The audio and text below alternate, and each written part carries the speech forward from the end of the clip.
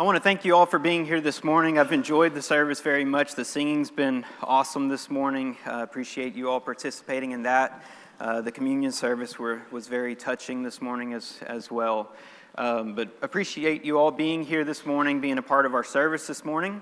We were not here last week. We were traveling, visiting some family for holidays, so I missed Brother Scott's lesson. I did hear that he talked about change, so hopefully the things we talk about this morning won't overlap too much into what y'all just heard last week.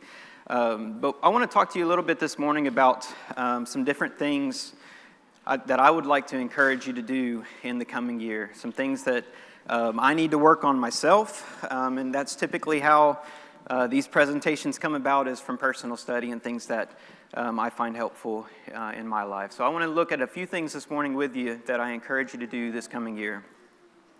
The very first thing that I want to encourage you to do next year is slow down.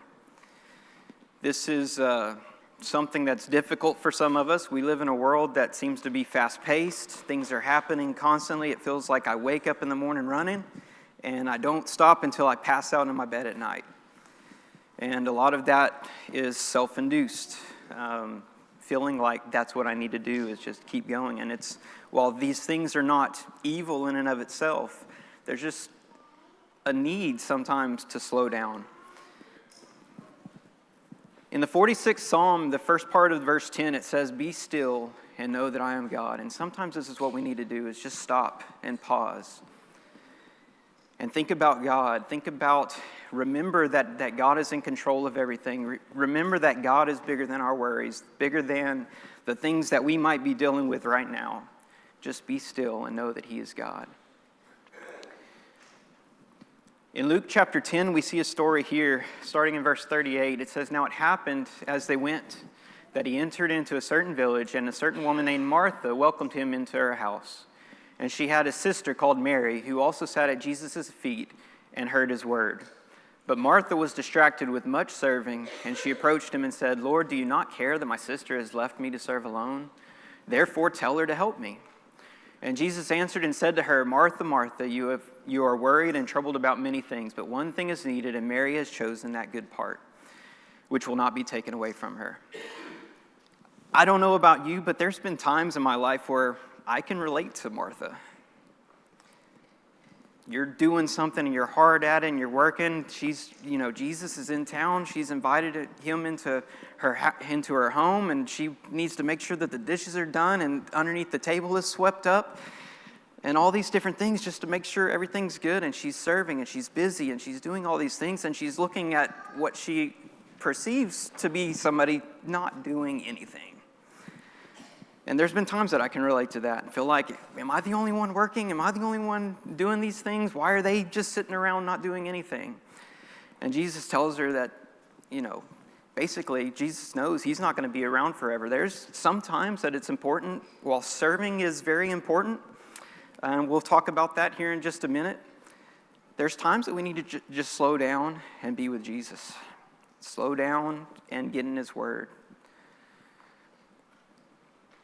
Here in Mark chapter 1 and verse 35, it says, "Now in the morning, having risen a long while before daylight, he went out and departed to a solitary place, and there he prayed." This verse is speaking of Jesus, and there's a few different places in Scripture that we can find where Jesus removes himself from all the crowds that are constantly pressing on him, looking for healing and looking for him to speak. His disciples constantly asking him questions and not really fully understanding, and he's having to try to tell them things that are more than what they, or different than what they might have thought things would be, and he's just having to explain himself. And we see pictures of Jesus where he has to just go by himself and he spends time in prayer. And this verse in particular talks about he got up well before the sun came up, and he went out and he prayed.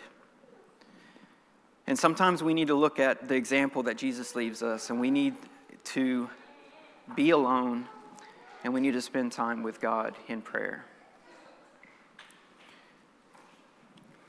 In Matthew chapter 11, and starting in verse 28, it says, "Come to me, all you who labor and are heavy laden, and I will give you rest. Take my yoke upon you and learn from me, for I am gentle and lowly in heart, and you will find rest for your souls.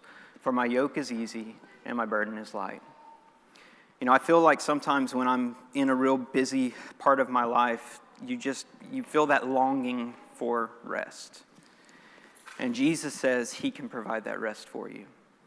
So I encourage you this morning to slow down and to spend time with God, spend time with Jesus through prayer. Before we get to the next point, I think about this point of slowing down.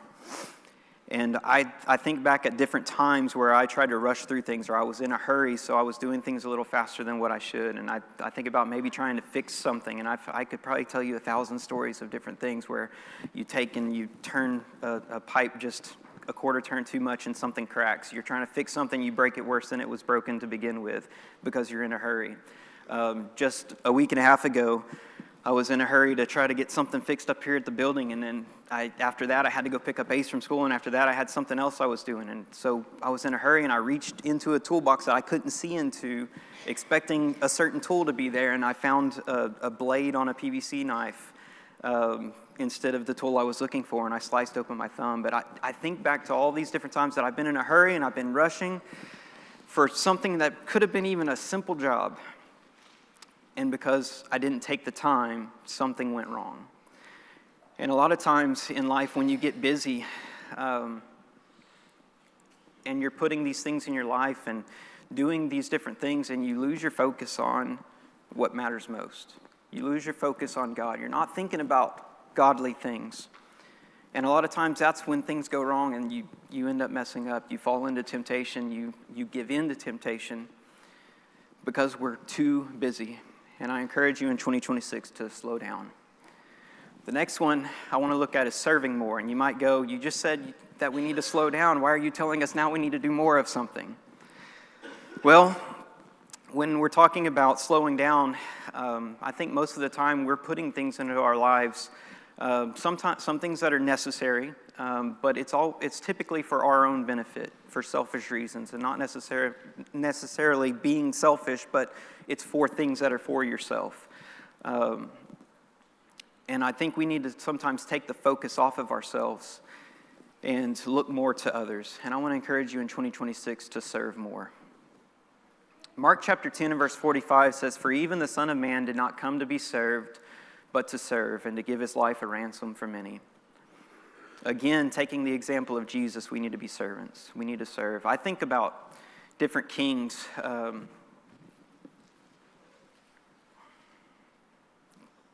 I don't know why I just lost your name. I love you. Jameson, thank you.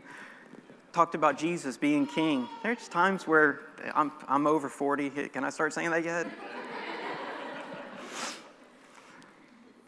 Jameson mentioned Jesus being our king. I think about different kings in movies. You watch movies that are set back in those times, and you picture this king sitting on his throne, and you've got an individual with a vine of grapes feeding him, and you've got people, just taking care of him. You've got people playing music for him, and all these different things just to serve him. And the Bible tells us that Jesus didn't come for that. He's the one who deserves all of that, but he didn't come for that. But he came to serve. And we need to be servants as well. We see an example of one of these acts of service in John chapter 13 and verse 3. It says, "Jesus, knowing that the Father had given all things into his hands, and that he had come from God and was going to God, rose from supper and laid aside his garments, took a towel and girded himself. After that he poured water into a basin and began to wash the disciples' feet and to wipe them with the towel with which he was girded." Jesus, our King, we see a picture of him on his hands and his knees washing feet.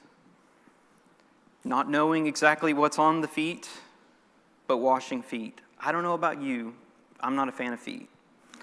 I don't like people touching my feet. I don't like touching feet. But we see Jesus on his hands and knees washing his disciples' feet. Something that you would think of somebody that's worthless doing, the most important man in history, washing his disciples' feet. And we need to be servants as well. Matthew 25:40 says, "And the king will answer and say to them, Assuredly I say to you, inasmuch as you did it to one of the least of these my brethren, you did it to me." His disciples, after some conversation, said, "Well, when did we see you naked and clothe you? When did we see you hungry and feed you?" And he says, "When you do it to the least of these, you did it to me." And I want to just encourage you, when it comes to serving, there's going to be times where you're serving where the thing you're doing isn't very pleasant. And sometimes you've got to look past that thing that's not pleasant and do it because we're doing it for Jesus. So in 2026, I want to encourage you to serve more. Here we see in 1 Peter 4, it says, "As each one has received a gift, minister it to one another as good stewards of the manifold grace of God." So the things that you've been blessed with, the things that you're able to do, your abilities that God has given you, we need to be using those things as our ministry. To minister to one another, to minister to the world, for our personal evangelism. Use the things that we've been blessed, the abilities that we've been blessed with, for the work of the church. The next one I want to look at with you this morning, or the last one, is share more. So slow down, serve more, and share more.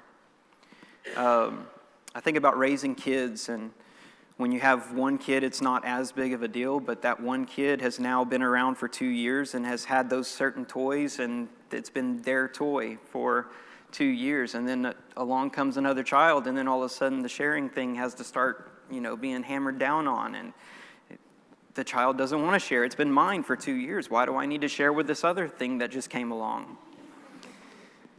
And the truth of the matter is, as you get to be an adult, sometimes it's still a struggle. We get selfish. I worked hard for that. That's my money. Why should I give it to somebody else? Why should I do this? Why should I do that? We find ourselves a lot of times being selfish. At least I do. But I want to encourage you to share more. Here in 1 Chronicles 29 and verse 14, it says, "But who am I, and who are my people that we should be able to offer so willingly as this? For all things come from you, and of your own we have given you." So I want you to realize that everything that we have comes from God. It's not ours. He has entrusted us to manage the things that He blesses us with. And that includes the belongings that we have, the possessions we have, the money that we have, the abilities we have. We need to remember that they come from God, and we need to use them for Him. In 1 John chapter 3 and verse 17, it says, "But whoever has this world's goods and sees his brother in need and shuts up his heart from him, how does the love of God abide in him?" This verse tells us it, and it's not necessarily, in life we can't sometimes, it's not good to just throw money at something. So I'm not just saying go throw your money to one particular thing. There's different things in life where there's habits and addictions and things that money doesn't help a situation. But the Bible's telling us that if we see a need that we're able to help with and actually help with, not just throw money at, if we don't do it, the love of God is not in us. So we need to share where we're able to and where we can help. Acts chapter 2 and verse 44 and 45 says, "Now all who believed were together and had all things in common, and sold their possessions and goods and divided them among all as anyone had need."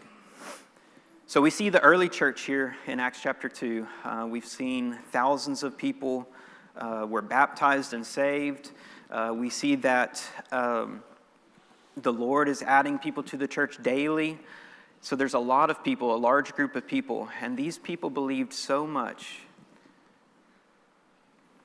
in, Peter had preached to them and told them that they had crucified the Savior, and that how the Savior died for them, and that it's through His blood that they can be saved through baptism. And they believed in that so much that the things that they had, they sold, just so they can make sure that their brothers and sisters were taken care of. And I just want to remind you that the possessions that we have, we don't need to be too attached to. We need to be willing to use the things that we have to help the church. Here in Matthew chapter 28, we read, "Go therefore and make disciples of all the nations, baptizing them in the name of the Father and of the Son and of the Holy Spirit, teaching them to observe all things that I have commanded you. And lo, I am with you always, even to the end of the age. Amen." We've talked about so far talking about possessions, and our wealth. But I think while that is very important, I think more importantly, we need to be sharing what the early church was sharing. And that's the reason why people were being added to that church every day, was because these people believed in what was going on, and they were sharing it with everybody they could. And so we need to be doing that as well. And I know for some of us that may not be real comfortable, but we need to get out of our comfort zone and share. If we truly believe in what God has done for us, then we need to be sharing it with those that we know. Here in Romans chapter 10 and verse 14, it says, "How then shall they call on him in whom they have not believed? And how then shall they believe in him of whom they have not heard? And how shall they hear without a preacher?" And I want you to think about your family and think about your friends and your neighbors, the people you work with, those people that you're around throughout the days. And they may never hear about Jesus unless you tell them about him. So this year I want to encourage you to share more. As we start wrapping it up, I want to look at some application from each one of these three things that we talked about this morning. Starting with slowing down, I'd encourage you to start a consistent daily time for prayer and for reading the Bible. I think about relationships, and we should have a relationship with God and with Jesus. And I think about me and my wife. And if I never spoke to my wife, what kind of relationship would that be? If we're in the same house, but I just do my thing and she does her thing and we never speak, how good would that relationship be? And I'm not claiming to be a perfect communicator, and I'm not saying that we have a perfect relationship. There's probably times I need to speak more. But if I don't speak at all, how good would that relationship be? And the way we speak with our Father is through praying to him. And he speaks back to us through us studying his word. And we need to do that. We need to spend time in prayer and reading the Bible and slow down. Stop overcommitting. It's difficult for me to say no. And I've got friends that have told me from time to time that sometimes you need to say no. And I'm working on it. I'm not there yet, but it doesn't matter really what it is, whether it's, hey, do you want to go golfing Tuesday? Yes. Can you do this? Can you fix this issue at the church building? Yes. Can you do this? So I have a hard time saying no, but I want to encourage you to stop overcommitting. There's only so much that we can do. There's a lot of good things, and those things in moderation are fine. But sometimes we kill ourselves with saying yes to too many things. And we're just overcommitting. And I want to encourage you to prioritize more in the coming year to be able to slow down. Limit noise. I don't know, the past couple of weeks it's been a little bit different, but a few weeks ago we had some cool weather. And there was a couple Sunday mornings where I made a cup of coffee, which I don't do very often. I'm not a huge coffee drinker. Grab a cup of coffee early in the morning and go sit on the front porch. We got some rocking chairs up there, and things are just quiet. It's still in the morning, and just sit there drinking coffee. And it probably makes me sound old again. Christmas Day, I was outside, middle of the day, had a fire going, and Summer comes out and she says, it's just so quiet. And things were, the Walmart distribution center is about a mile from the house, and you typically will hear those backup alarms, but it's Christmas Day and they're closed. You don't hear it. There's not a lot of traffic going down the road. And there's something about just being in the quiet where you can maybe look back on the week that you've had, go, you know what, I did this pretty well, but I kind of messed up here. I can refocus and recommit to the next week on improving those things. But there's something about the quiet that just helps that. So I'd encourage you to limit noise. Put down the screens. I think about my cell phone. My cell phone's on me all the time. It's set up there right now, but I hate to have things in my pocket when I sit down. So typically when I sit down, everything comes out of my pocket. So even at the dinner table, I'll typically still have a phone on me, and I'll take it out and I set it on the table. And it's not very long before the phone's vibrating because there's some sort of notification. And while I've got all kinds of notifications silenced on my phone, there's still some that are going to come through. And what do? I pick up the phone because I need to know what that buzz is about.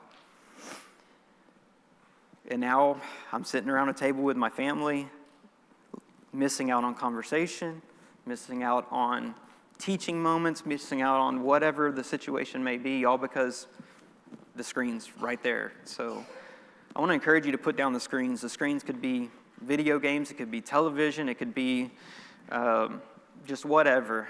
But unplug. Find some time to unplug and get away from the different screens and social media and things we can put in front of our eyes. And then schedule rest. Sometimes you need to rest. Schedule a day on the calendar and say, this is my rest day for this month or whatever it might be, whatever you need. And that's a no for whatever comes up that day. And learn to say no. And maybe it's not no, but maybe it's not today. And it's something you can get to tomorrow, but schedule rest. On serving more, I'd encourage you to ask how you can help.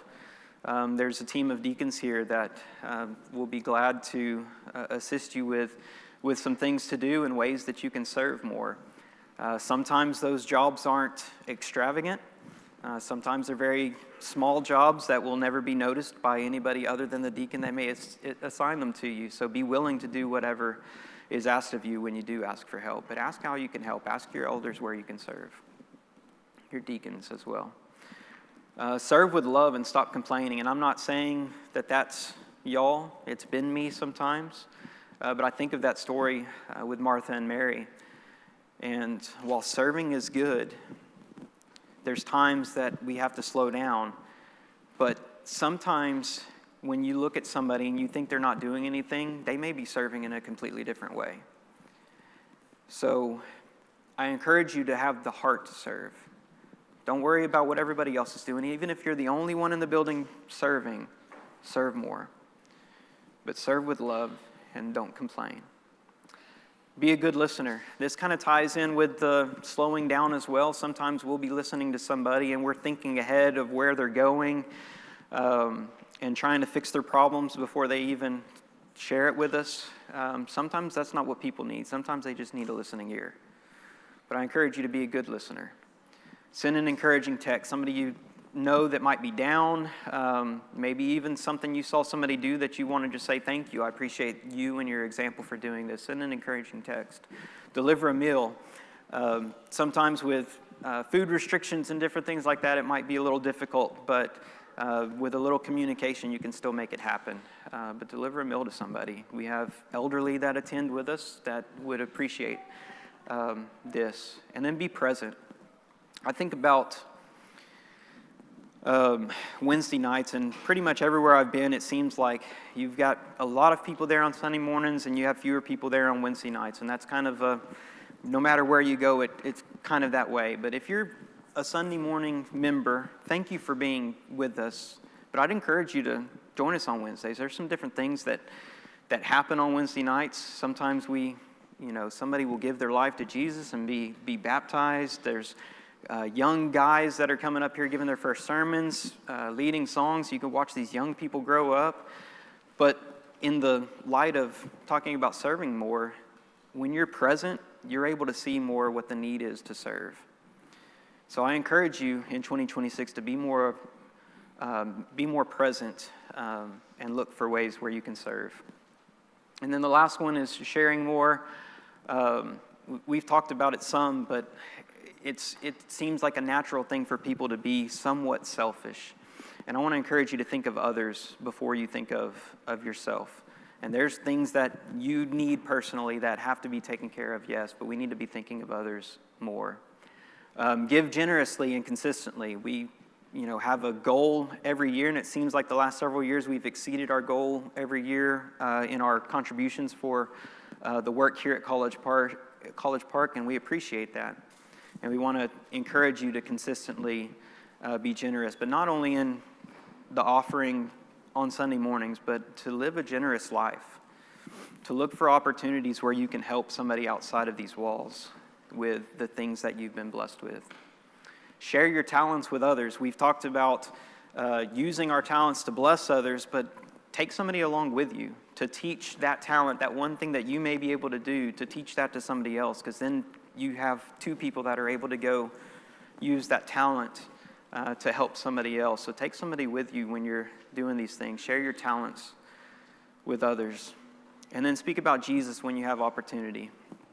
And I know, again, that like for me, I'm not a big talker.